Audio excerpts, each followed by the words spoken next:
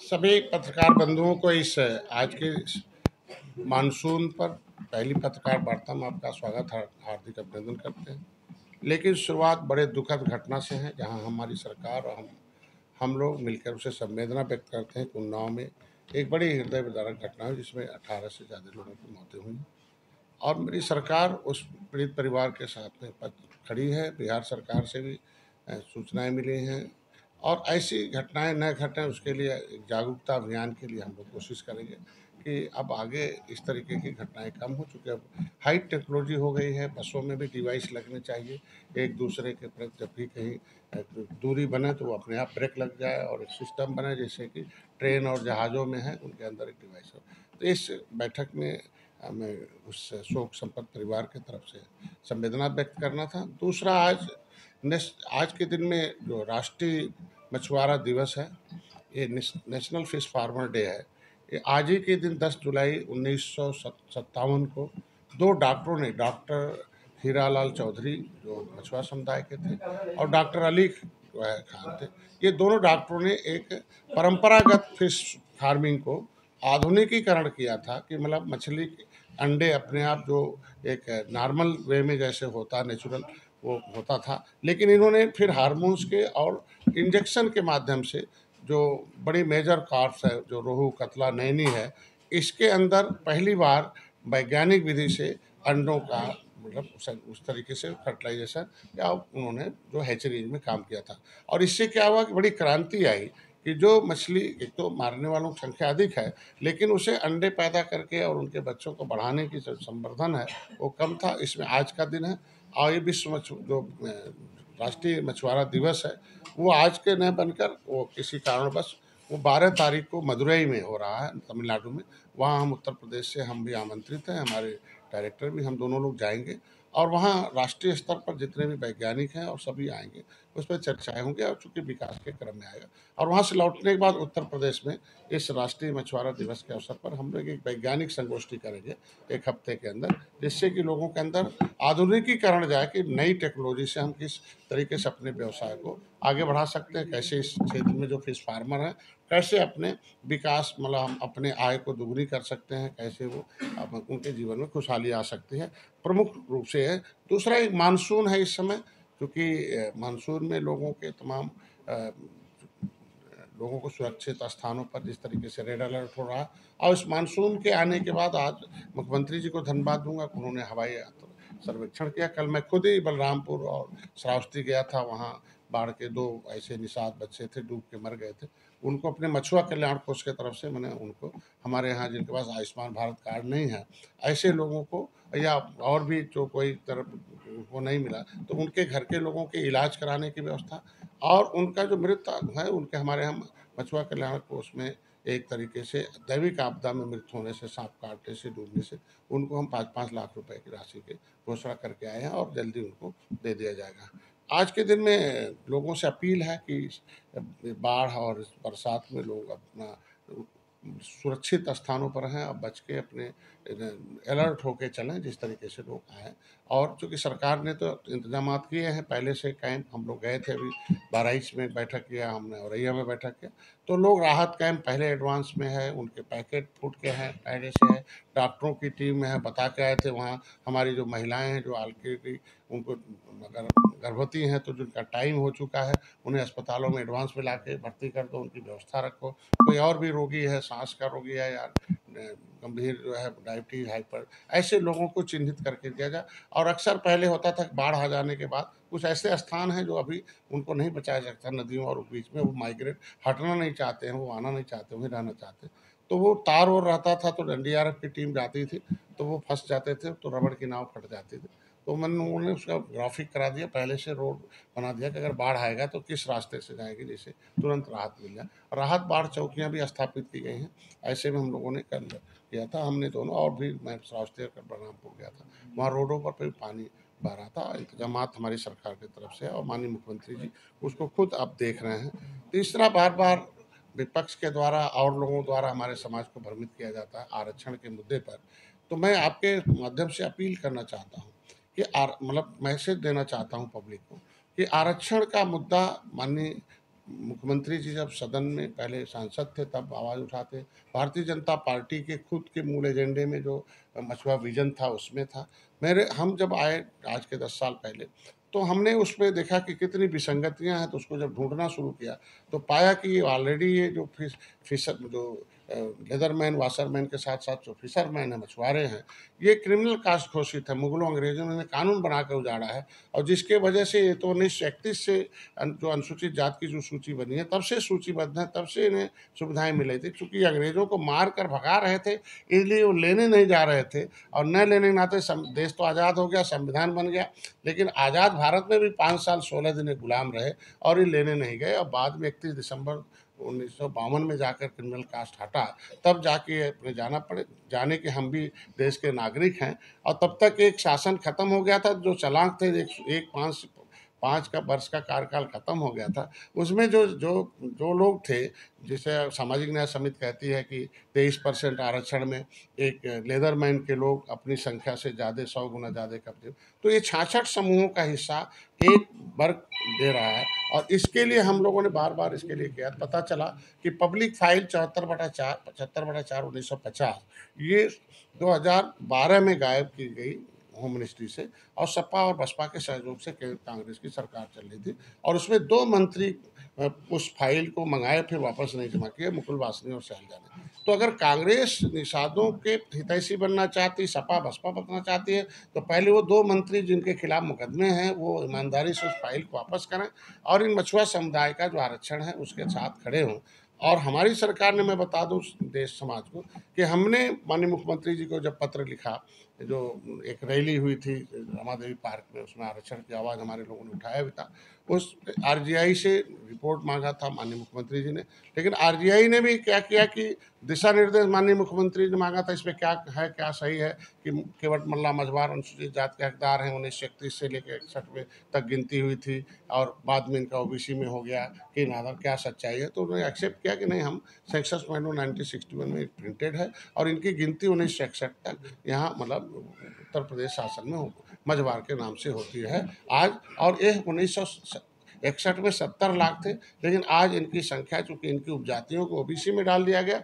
अब इनकी गिनती ओबीसी में होने लगी, इनका कर, तो ये अनकॉन्स्टिट्यूशनल है। तो आरजीआई को पत्र दिशा निर्देश उत्तर प्रदेश सरकार को देना चाहिए। कुछ अधिकारी भी ऐसे हैं कि उसको दिल्ली भेज दिया, सामाजिक न्याय मंत्रालय को कह दिया कि वो मतलब इनके अधीन आता है, वो इस पर करें और हम यहाँ ये बात सही है। तो मेरे कहने का मतलब ये बहुत ही संवेदनशील मामला है इस तरीके से। तो मैं ये चाहता हूँ कि अब इस पे हम अपनी बैठक चल रही है अपने भारतीय जनता पार्टी के साथ भी, कि ये बड़ा संवेदनशील मामला, कांग्रेस ने नहीं टैकल किया, कांग्रेस की दशा खराब हो गई, सपा बसपा ने भी इनके साथ धोखा किया, उनकी भी दशा, आज इनके न होने से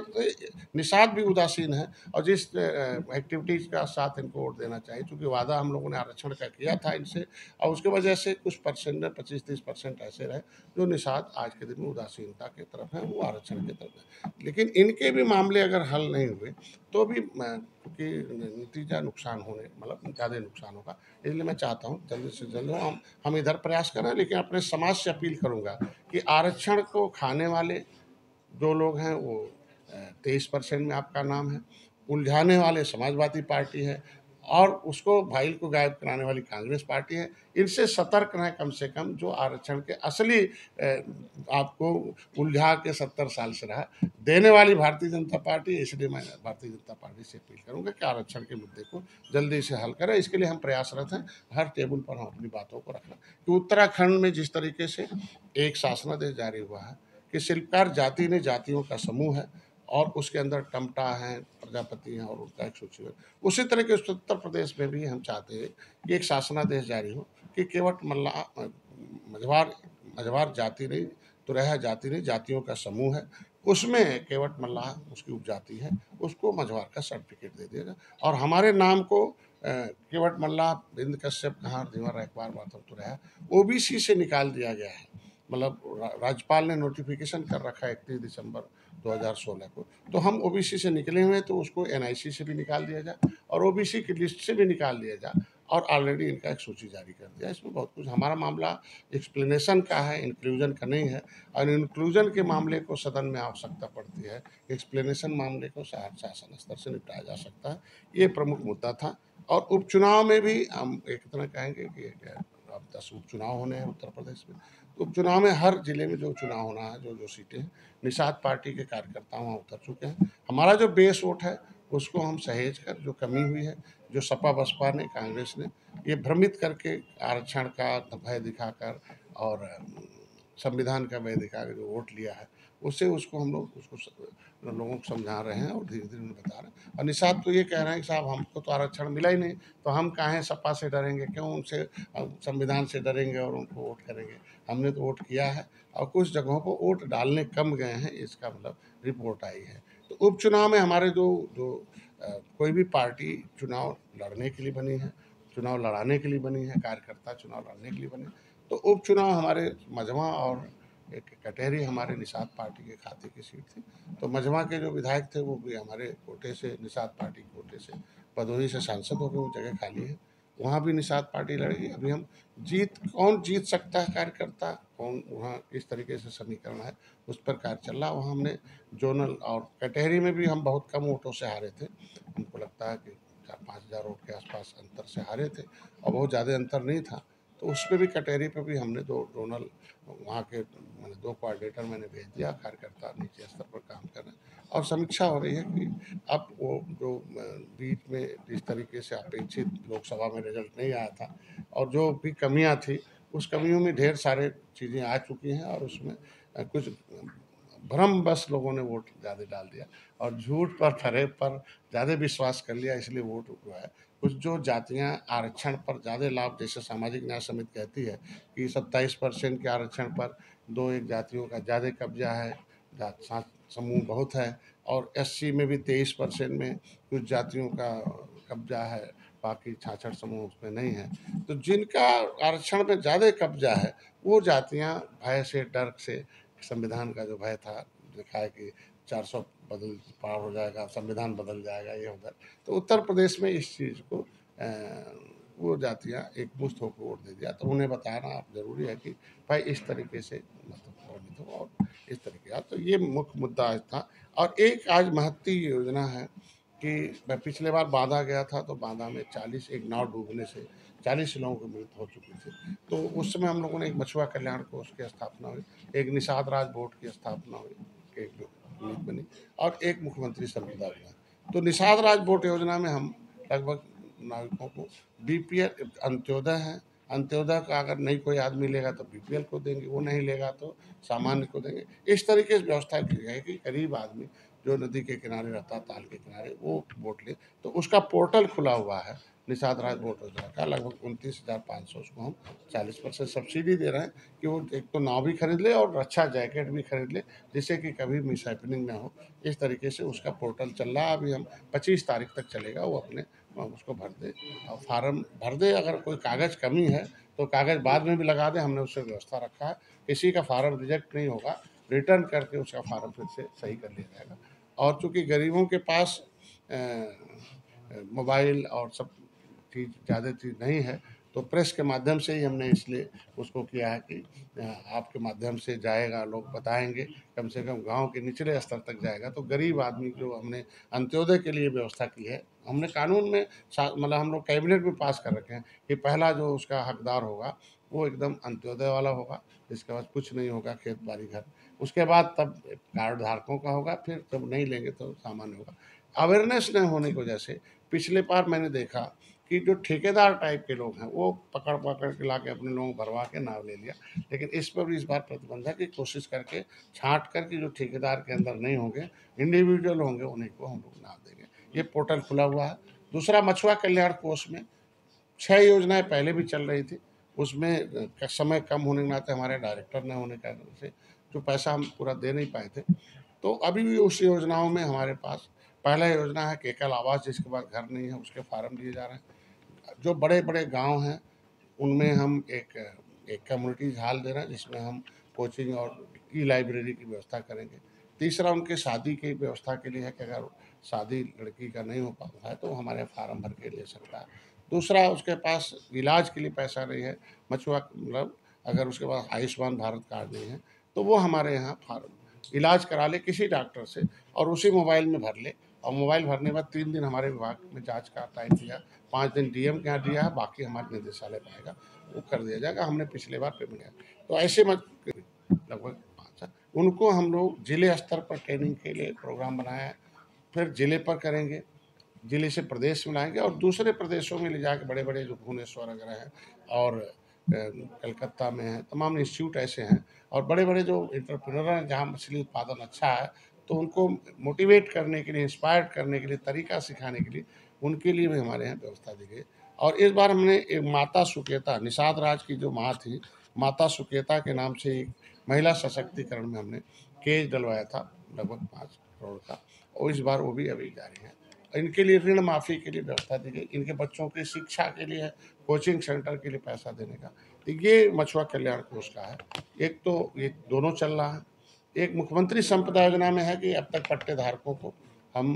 2.5 लाख रुपए, 1,60,000 रुपये हर एकड़ में देते, 3,20,000 देने का। तो ऐसे पट्टे धारक जिनके पास कुछ नहीं है वो हमारे यहाँ भरते हैं, उनको हम बीज डालने के लिए, उनके लिए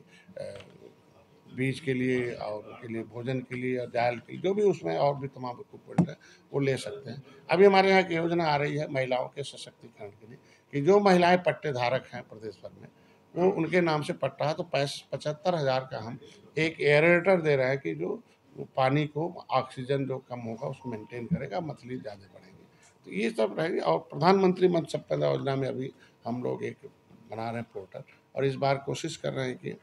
फिशरमैन को, फिश फार्मर को, फिश वेंडर को और ज़रूरतमंद को सबसे पहले मिले, और बाद में वो अभी पोर्टल तैयार हो रहा है, वो खोला जाएगा, आगे आएगा। तो प्रमुख रूप से ये आज का